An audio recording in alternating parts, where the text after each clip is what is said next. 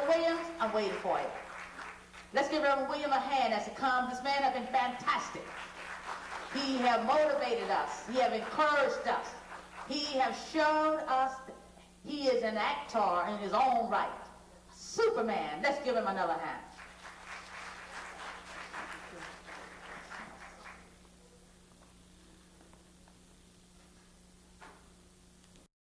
It was a real joy to share with you this evening in that particular character called Old Man Freedom.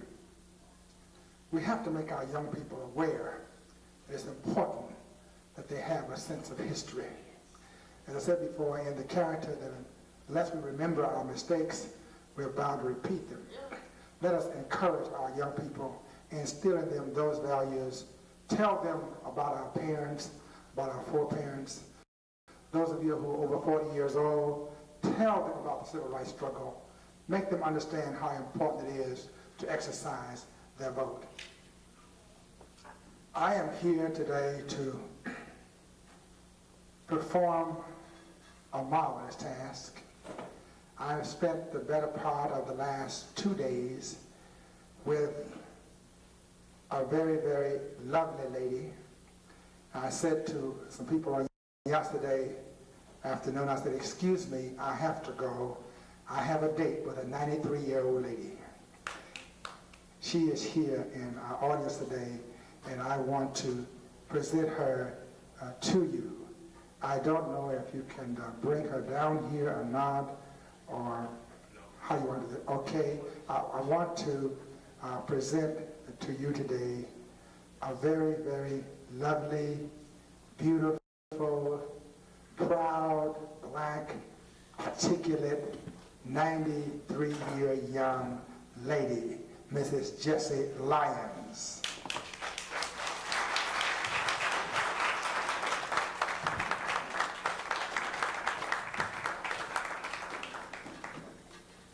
This is the grandmother of Mr. Hackley.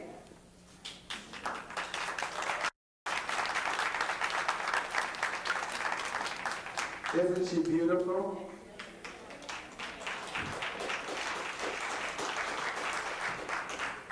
Now, I have found out how I can, as a single man, stay out of trouble. That's my new girlfriend. So the rest of you ladies, you haven't got a chance, okay? All right, bless her heart. She is so sweet. 93 years old. Her mind is sharp as a razor. She's sitting up there. I spent some time with she and her daughter on yesterday and also today. And her daughter would ask her, say, Mom, what about Aunt so-and-so or cousin so-and-so? You know, she'd ask her, let me see, honey, that was back in 1912. That was 1914. She just click off those dates just like that. Mine is sharp. I want to share with you about this family today. This is a genuine family, a black family out of McKinney, Texas. It's rather ominous how Mr. Hackley and I met each other. He read about me in the newspaper. I was talking about how I could not read or write at age 18 in the U.S. Navy, and I was determined to learn how to read and write, and I thank God I went on to be able to study for a master's degree because I was determined that I wanted to learn how to read and try to help other people learn how to read and write. So he read the story, and he looked me up and presented to me his idea about this Juneteenth. And I said to him, a very ambitious young man, I said, yes, I will do all I can to help you. He is a go-getter, isn't he? Let's give him a hand. Mr. Hackley. Mr. Hackley did not know at the time that I had spent some time in McKinney, Texas. I used to pastor the St. Baptist Church in McKinney back in the year of 1974 through 76. And he didn't know that, so it's amazing how we start talking with each other. Let me share with you now a little history about this family. I want to start, first of all, with Annie Lyons French. Would you please stand? Annie Lyons French is the daughter of Jessie Lyons. All right?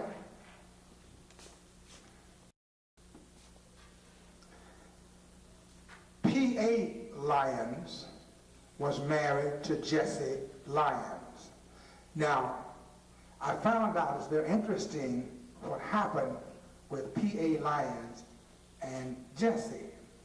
Jessie was, at the time, a student at Prairie View Normal College. And she had just about finished. And she came home, I guess, for summer vacation. And somehow she met Mr. P.A. Lyons. And you ought to let her tell you how she fell madly in love with Mr. P.A. Lyons. And when she tells you, you can just see Cupid flying through the air. She can tell you about how she fell in love with Mr. P.A. Lyons. And then Billy, or Belle Lyons was the mother of Jessie Lyons. And then Lizzie Newton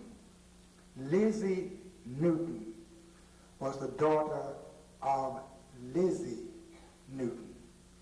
Now, you look around this room and you see we all look like a bouquet, is that right? We're all different colors and all different shades.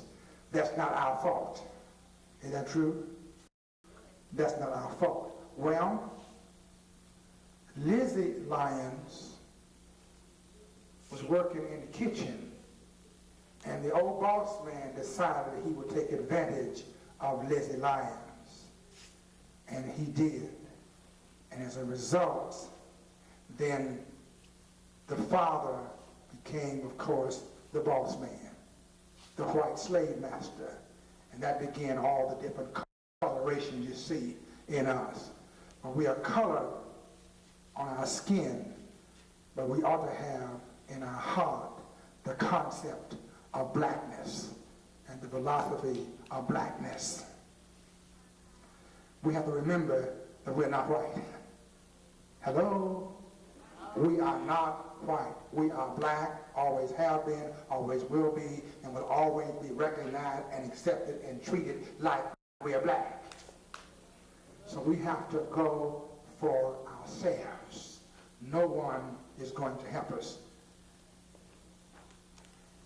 Now I want to go back beyond Lizzie to Martha. Martha Lindsay came to this country aboard a slave ship. Now I learned from Mother Jessie that all of the slaves were not forced to come to this country. Many slaves were forced to come to this country, but then the slave traders were smart. They would say to some of the people, look, you know your brother or your husband or your wife is in America. They went there on the ship. Now don't you want to go where they are? Oh yes, we'll send you back. That's what happened to her great-great-grandmother. They told her, come on, get aboard the ship. We're going to take you to America, to your folks, and then someday you can come back. And Mother Jessie tells me that all her life, all of Martha's life, Martha talked about going back to Africa. They promised to send her back to Africa. You know what? They never did send her back to Africa. They did not keep their word.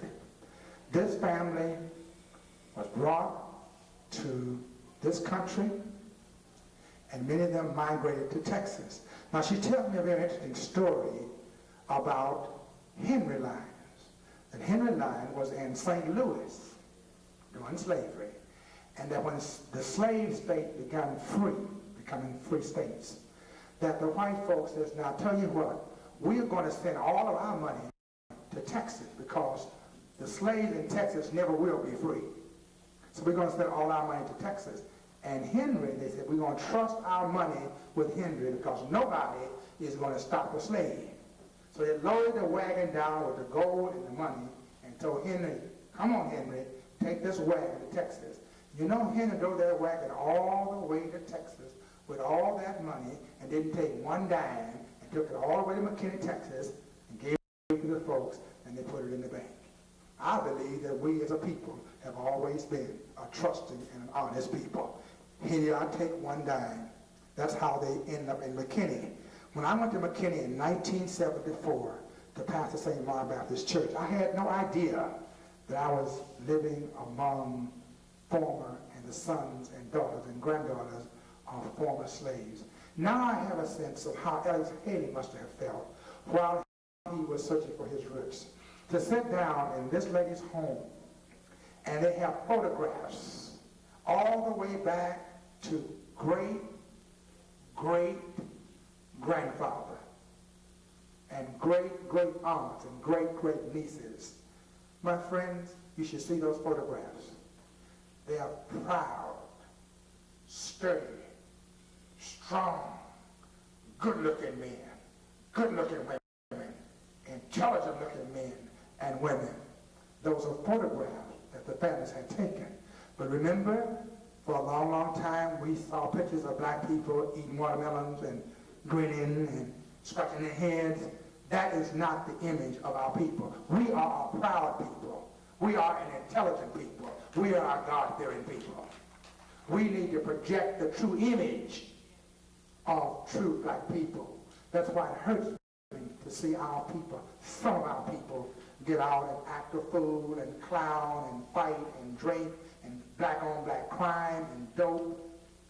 That's not us.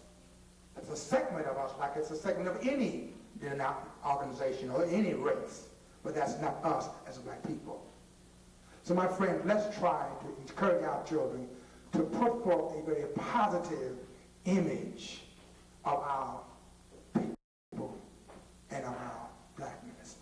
I'm very thankful that I've had the privilege that I've gone into her home, and she and her daughter have opened their albums to me and shared with me their history. And now I've got the bug. And so Eric and I are going to go back further. This is on the patriarchal side, on the mother's side, and we're going back on the father's side later on, PA. We're going back on his side and see how far we can go back. And I would like to see us go all the way back to Africa. To sit there and talk with them is just a chilling experience. To sit there and hear her talk about how her mother, who was a slave, told her about things that happened during slavery. We have to pass on the oral traditions to our children about our history. Thank you.